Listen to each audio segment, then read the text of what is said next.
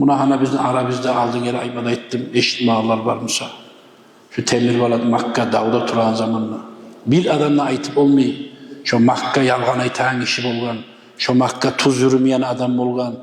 Şunu atından maktasa tuğul. Gerti Müslüman idi. Gerti dinini tutkan adam dip aytsa tuğul. Şu Makka'nın atı çıkan zamanla bayar daha mukur bir şey var biz. Şunda tanıyanlar biz köp bizimle cahiller tanımağımlar. Şu adam şu 41. yıllarda dağda bolgan zatsız yaşıyor. Hak gerti zat. Şu eşitensizdir, dağda da namazın koyma Makka'da baytip. Allah-u Teala şu dinni, namazını kattı tutkayına göre neçik Allah-u Teala bunu sili tur Allah şu bunu şöyle dağın içinde. Koymadan namaz. Tapanca tıraganda da koymadan. Oltır kılamanını baytip. Şonda bir Uzbek'e zayıf dağda yaratıyken uvalnetete oynayı bira. Makka aytken o var. Allah rahmet etkin. Ya sen hali sen Uzbekistan'a bu yakka barasan ne oluyor? Baraman diye. Şonda Bağutlu Mukhar'ın ziyaretini bilmeyeyim sen de belki bu var. Sorarım. Olabilir ama ben turagan yurt kişilerden 7 kilometre var şu Bağutlu Mukhar'ın ziyaretine diyeyim. Ya barımsa şoğar biz bu ottan, bu dağdan savgaytağına uğuşamayız biz. Sağa Allah-u Teala nasip etip tura. Sen barganla şoğar beni atından assalamu aleyküm baytip ziyaret edip salam yetiştiresen diye.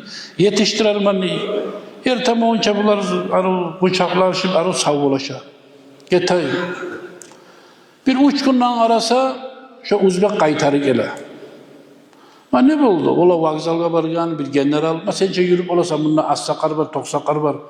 Davga adam yetişmiyor. Kimsenin uvalnet etkenip alıp dokumentlerini kaytarıp davgayı verip öydüm ben diye. Ya Uzbek'ini kaytarıp geliyeyin görüp Makka'yı ilegan şu geçe. Ertem olunca ya Allah'ım. Biz ozgar ziyaret edip barmakçı kaydı gizattır. Salamı bizde yetişmedi galiba. Ottu Bukhar yadı baytım. Şonuna yuhlap duragan zamanla geçe kıynalıp bir adam geliyor şu var. Assalamu aleyküm. Tuş var haliyenle bu. Ve aleyküm assalam. Şu Bağutlu Bukhar'ı memnun Makka'da bayttı. Tuşunma. Sen kıynalma. Allah buyursa sen 3 günden uya getirsen onları degen bu var. Tuşunda gelip. Başımı da sipi turup ayttı degen. Balam ne kadar kıynalasan, ne kadar iyiysen. 3 günden sen uya barasan kıynalmadı bayttı. Ben Bağutlu Bukhar'ım anlayayım. Allah Teala şöyle söylüyor. Uyanı getir tuş. Bak. Ne bolu keyler. 3 günde getirip, ona da boladır da astroizat, razvat ne bileyim. Temirbalat o. Buna dokumentleriyle barasan uyan bu var. Biraz yine yarası olan bunu. Buna geldi uya satmasın.